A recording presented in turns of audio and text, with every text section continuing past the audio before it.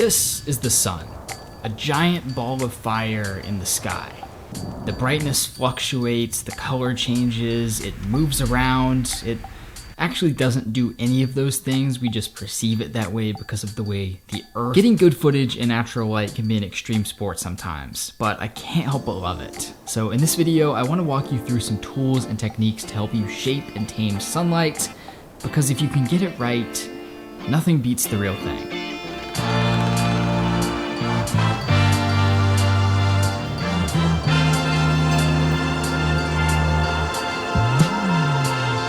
Which time of day you decide to shoot has a huge impact on how the sun's light hits your subject.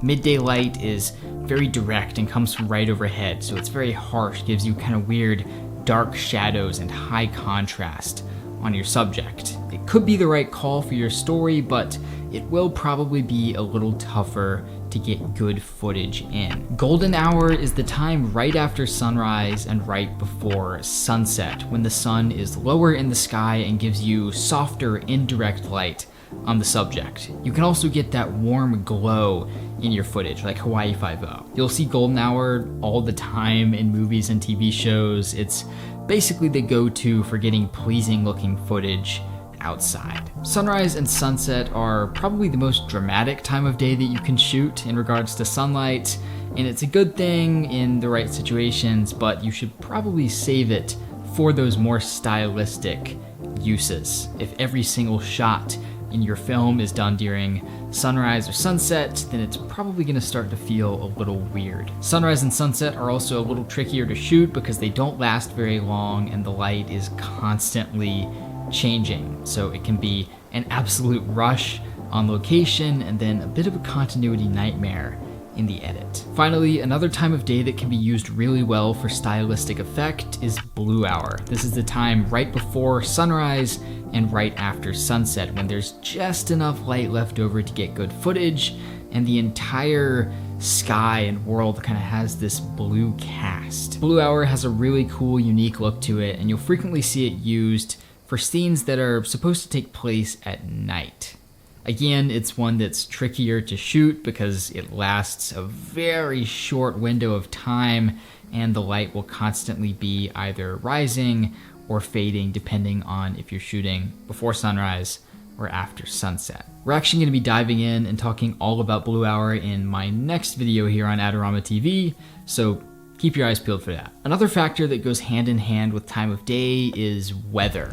And this one is pretty simple to wrap your head around. Clear skies will give you harsh, direct light and darker shadows, whereas cloudy skies will give you softer light with smoother shadows. Which one is better really depends on the scene that you're shooting. If you're shooting an outdoor conversation scene between two characters, then you're probably gonna wanna go with overcast or cloudy conditions. Those clouds will make sure the light is soft on those characters' faces. But on the other hand, if you're shooting a golden hour or sunset scene that's supposed to be very intense and stylized, then those same clouds or overcast conditions will block out that golden light. And then you've got blue hour, which happens regardless of the weather conditions, so you don't really need to worry too much about that. With time of day and weather, it's really important to do your research before you shoot. There's nothing worse than arriving to a sunrise or sunset shoot just to find out that there's cloudy weather and there won't be a sunset, or that the sun is blocked out by a mountain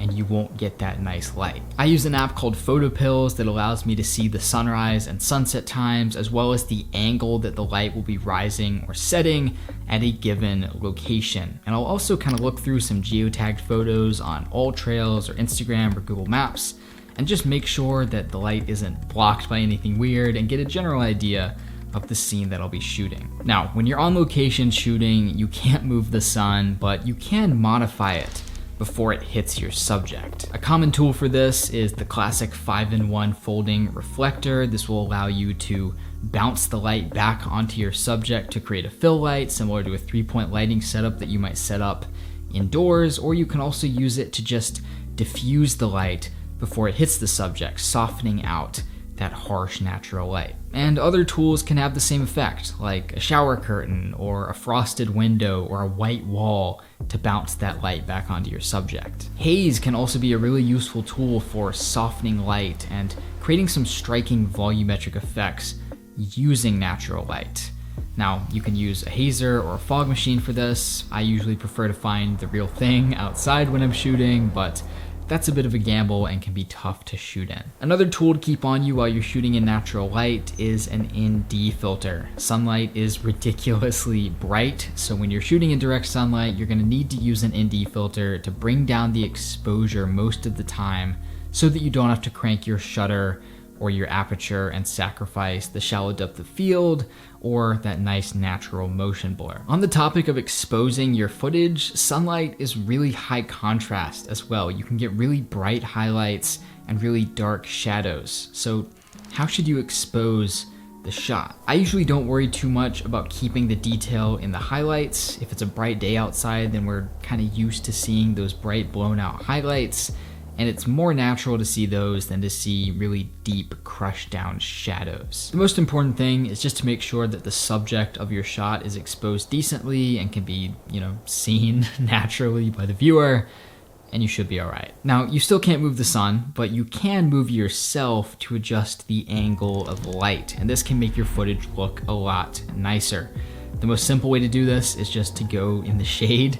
If you're in a shady area, then that sunlight is indirect and the light is a lot softer. You can also try backlighting or shooting towards the sun. This way the sun is behind your subject and the entire scene will be technically in shadow, giving you much softer light on that subject. It can also give you a nice kind of rim light around the edge of your subject, especially around golden hour. You can also obscure the light, just making sure that there's something between the camera and the sun so that you don't have those lens flares and light leaks washing out the frame. Of course, sometimes you'll want those light leaks and lens flares for stylistic effect, but as a general rule, it's good to avoid the sun going straight into the lens if you can help it. And finally, a great technique if you want to convey that harsh direct light is to have that direct unfiltered light hitting a part of the scene but not the subject. So for example, having really harsh light hitting a subject's arm or their shoulder, but not their face. This way the viewer can tell that the scene is taking place in a location with harsh direct sunlight without having that harsh direct sunlight create those unflattering shadows on your subject. The beauty of natural light is that it's real. There is no facade, no light stand to worry about keeping out of the frame. Natural light can make a scene feel incredibly three-dimensional and allow your camera and your subjects to really inhabit it, move through it, interact with it. There are some amazing shots you can get using natural light that just can't be replicated any other way. So don't let that go to waste. And that's all I have for you today. I hope you enjoyed this video, learned something new from it that you can apply to your own work. If you did, make sure to subscribe to Adorama TV to see more videos just like this one. And if you're feeling crazy, you can even subscribe to me. Thank you so much for watching. I hope you enjoyed this one, and I'll see you in the next one.